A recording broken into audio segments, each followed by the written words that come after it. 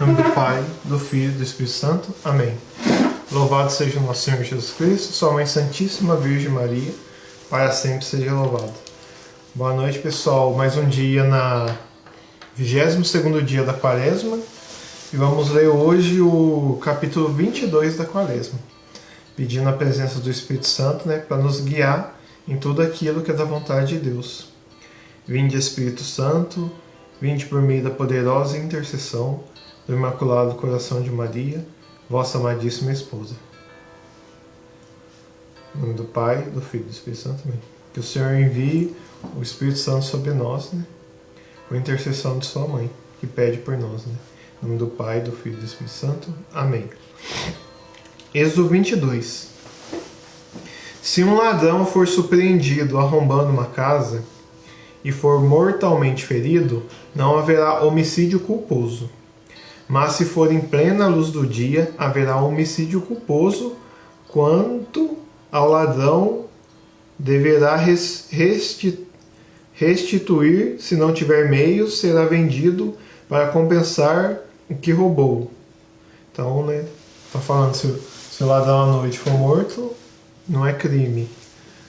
Mas se for de dia, é crime. Porque durante o dia é mais fácil não se defender do ladrão. Na lei, lembrando que a gente está falando de Êxodo, o tempo depois de Abraão, de Moisés, tempo muito antes que as pessoas viviam como animais. Então, esse aqui é os primeiros mandamentos de Deus, que Deus está dando.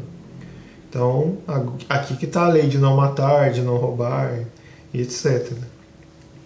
Então, falou assim sobre o roubo. Agora, versículo 3.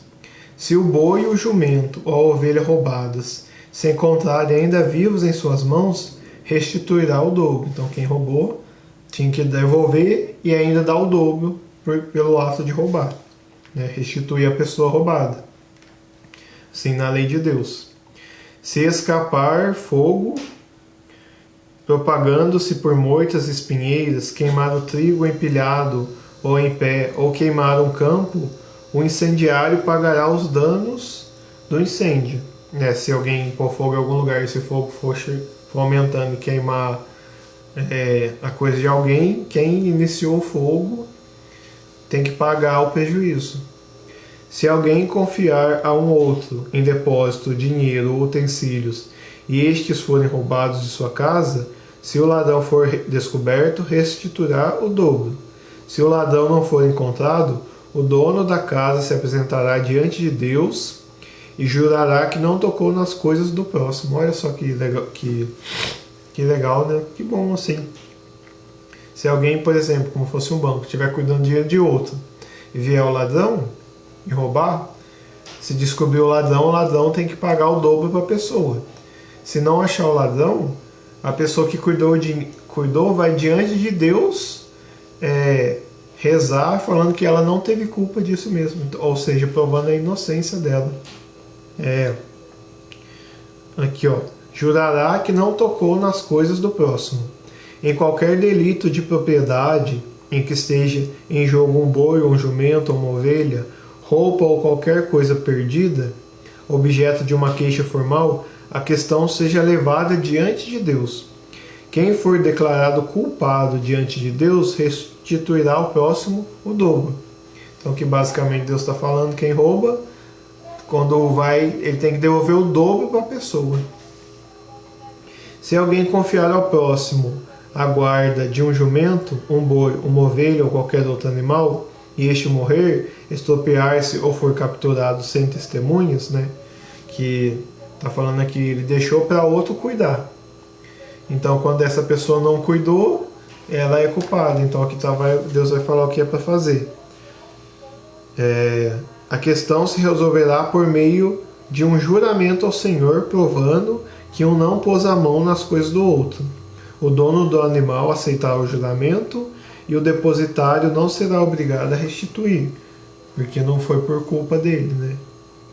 Mas se o animal lhe tiver sido roubado, deverá indenizar o dono, que não teve cuidado. Se o animal for dilacerado, apresente-o como prova e não indenizará o animal dilacerado, porque foi atacado. Se alguém pedir emprestado do próximo um animal e este se estropiar ou morrer na ausência do dono, será obrigado a indenizá-lo. Mas se o dono esteve presente, não terá que indenizar. Se o animal foi alugado, pagará o preço do aluguel. Que o dono estava ali presente também, né? Podia cuidar. Deixa eu ver só, arruma aqui, ó. Só um minuto.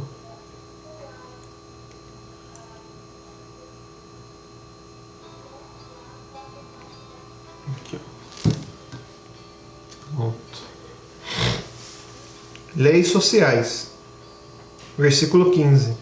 Se um homem seduzir uma virgem que ainda não tenha noivo e dormir com ela, pagará o seu dote e casará com ela. Então, está falando aqui, né? Se o pai se recusar a dar à moça, o sedutor pagará o dote que se dá pelas virgens. Versículo 17. Não deixarás com vida uma feiticeira. Olha só. Então aqui, né? Quem mexe com feitiçaria era punida com a morte, né? Porque Deus está ali, né? E a pessoa faz invocações de outras coisas. Então, não deixarás com vida. Quem mexer com feitiçaria é punido com a morte. Quem tiver relações com o animal será punido com morte. Então, olha só também. Misericórdia, né? Então, quem tiver relações com o animal, né? Cabra, etc., é punido com morte também. No Antigo Testamento. Quem oferecer sacrifícios aos deuses, e não unicamente ao Senhor Deus que libertou do Egito, do faraó do Egito, será condenado ao extermínio. Não sei o que é isso, o extermínio, né? Mas o povo acabou de ser liberto por Deus, por Moisés. E diante, no meio de Deus abençoando, se ele prestar sacrifício a outro Deus, ele vai ser condenado ao extermínio. Não maltrates o estrangeiro, nem o oprimas, pois vós fostes estrangeiro no Egito. Estrangeiro é os de fora, então não é porque o povo agora que é de Deus também foi estrangeiro, então não maltrate eles. Jamais oprima uma viúva ou um órfão, né? A viúva, né, porque ela não tem quem cuide dela, então ela é sozinha. E o órfão também, que é uma criança sem pai nem mãe. Então não oprima essas duas pessoas, ou seja, os inocentes. Se os oprimires, clamarão a mim, e eu ouvirei os seus clamores. Então Deus, ele ouve o clamor da viúva e do órfão, ou seja, dos inocentes. Então quando eles clamarem, Deus escutará. Minha cólera se inflamará e eu vos matarei à espada. Olha só. Então a pessoa vai morrer pela espada, pela violência, né? Vossas mulheres se tornarão viúvas e órfãos os vossos filhos. 24. Se emprestares dinheiro a alguém de meu povo, a um pobre que vive ao teu lado, não sejas um usurário. Acho que é aquele que você cobra com juros, né? Não lhe deveis cobrar com juros. Aí, ó. Se tomares como penhor o manto do próximo, deverás devolver antes do pôr do sol. Então, que o manto deve ser para, não sei, né? Por causa do frio, essas coisas, por isso tem que devolver antes da noite. Se ele recorrer a mim, eu o ouvirei, porque sou misericordioso. Olha só.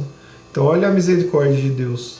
É aquele que fez o bem e foi desamparado pelo outro. Então, Deus toma a defesa dessa pessoa. Essa é a misericórdia de Deus. Toma a defesa do justo e do inocente, né? Misericordioso. E também defender aquele que não tem culpa, né? Não blasfemarás contra Deus, nem injuriarás o príncipe do povo. Olha só. Não atrasarás a oferta de tua colheita do teu largar. Então é não blasfemar contra Deus e com o príncipe do povo, né? No caso aqui, eu acredito que seja Moisés, né? Então, quem ofende a Moisés, né, ofende a Deus, que Moisés é o servo de Deus fiel. Quem blasfema, né? Blasfema, todo mundo sabe que é o pecado, né? De não adorar Deus e tomar outros deuses e falar mal contra Deus, né? Blasfemar. Não trazarás a oferta de tua colheita e do teu largar. Aqui fala do dízimo, né?